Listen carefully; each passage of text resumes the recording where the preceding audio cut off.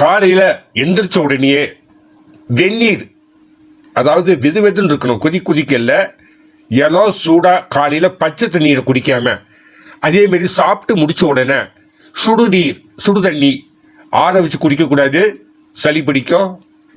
தண்ணியை கொதிக்க வச்சு ஆற வச்சு குடிச்சிங்கன்னா சளி பிடிக்கும். சுட நாக்கு தாங்குற அளவுக்கு கடகடன்னு குடிச்சிங்கன்னா நெஞ்சில் உணவு குழாய் இருக்கிற சளியை ஃபுல்லாக அறுத்துக்கிட்டு எல்லாத்தையும் எடுத்துக்கிட்டு மனத்தில் வந்துடும்.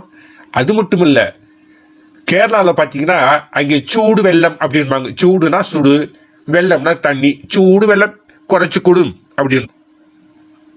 அங்கே உள்ள ஹோட்டல் எங்கே சாப்பிட்டாலும் கேரளாவில் சாப்பிடும்போது ஆப்பம் வடகரி, இல்லை புட்டு வடகரி, தேங்காய் பால் சாப்பிடுவாங்க. சாப்பிட்ட உடனே சுடுதண்ணி தான் வைப்பாங்க. வெதுன்னு இருக்கும். சாப்பிடும்போது நாக்கில் சூடு தெரியும். அதை சாப்பிட்றதுனால சாப்பிட்ட உடனே ஜீரணம் ஆகிடும். அதுக்காக தான் அவங்க சுடுதண்ணி கொடுக்குறாங்க, அவங்க ஆரோக்கியமாக இருக்கிறாங்க. பொதுவாக காலையில் வெறும் வயிற்றுல தண்ணியை கொதிக்க வச்சு இப்போ டீ குடிக்கிறீங்க ஐயா, அதே மாதிரி சுடுதண்ணி குடிக்கணும், அவ்வளோதான். அதை கொஞ்சமாக குடிச்சு ஆற வச்சு குடிக்கக்கூடாது, இல்லை வாயில் வச்சு ஆறுனவனை குடிக்கக்கூடாது. நாக்கு தாங்குற அளவுக்கு சூடு எடுத்து கடகடன்னு குடிக்கணும் ஒரு டம்ளர் தண்ணியை. நீங்கள் குடிக்கும் போது தண்ணி கீழே வயிற்றுக்குள்ளே போகும்போது இந்த சூடு நெஞ்சில் தெரியணும். இருந்துச்சுன்னா நெஞ்சில் வயிற்றில் இருக்கிற சளி ஃபுல்லாக கரைஞ்சி வந்துடும். அது மட்டும் இல்லை, உணவின் எச்சங்களையும் உடல் நச்சுக்களையும் வெளியேற்றி செரிமானத்தை மேம்படுத்தும். இதைத்தான் நான் முதல்ல சொன்னேன். கேரளாவில் ஒவ்வொரு ஹோட்டலையும் சாப்பிட்ட உடனே சுடுதண்ணி கொடுக்குறாங்க. ஹோட்டலில் வீட்டில் சுடுதண்ணி தான் குடிப்பாங்க, சூடு வெள்ளம்னு சொல்லுவாங்க.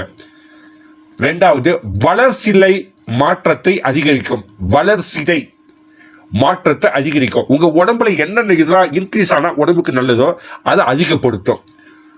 கொழுப்பை கரைக்கும். நான் சொன்னேன் இல்லையா, சளியை கரைக்கும், கொழுப்போட உருக ஆரம்பிச்சிடும். எப்படிப்பட்ட ஆள்டா நெய்யெல்லாம் இறுகி போச்சா நெருப்புல வச்சா சூடாகுது. இல்லை சுடுதண்ணி கொதிச்சா இருக்கிற சுடுதண்ணியில அந்த நெய் பாட்டில் லேசான சுடுதண்ணியா இருக்குன்னா பாட்டில் வெடிச்சிடும். லேசான சுடுதண்ணியில பாட்டில் வச்சிங்கன்னா நெய் உருகுது இல்லையா.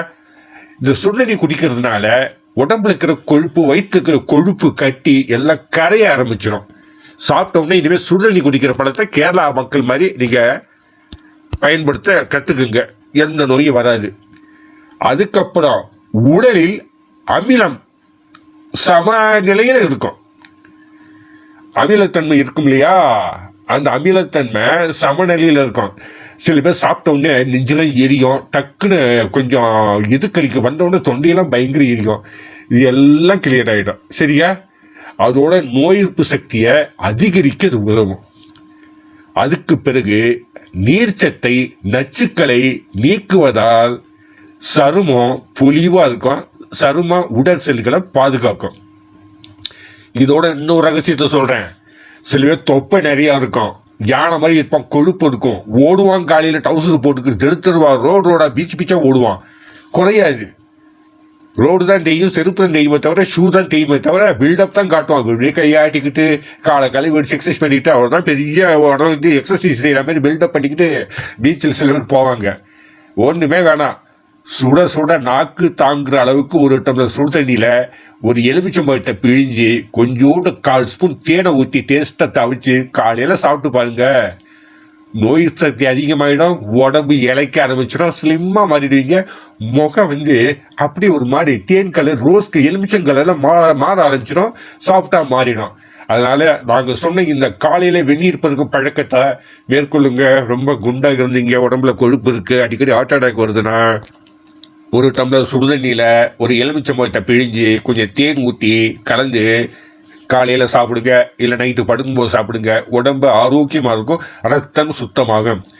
அடுத்த ஒரு நல்ல மருத்துவ பதிவு உங்களை சந்திக்கும் வரை உங்களிடமிருந்து விடைபெறுவது மூலிகை சித்தர். நன்றி.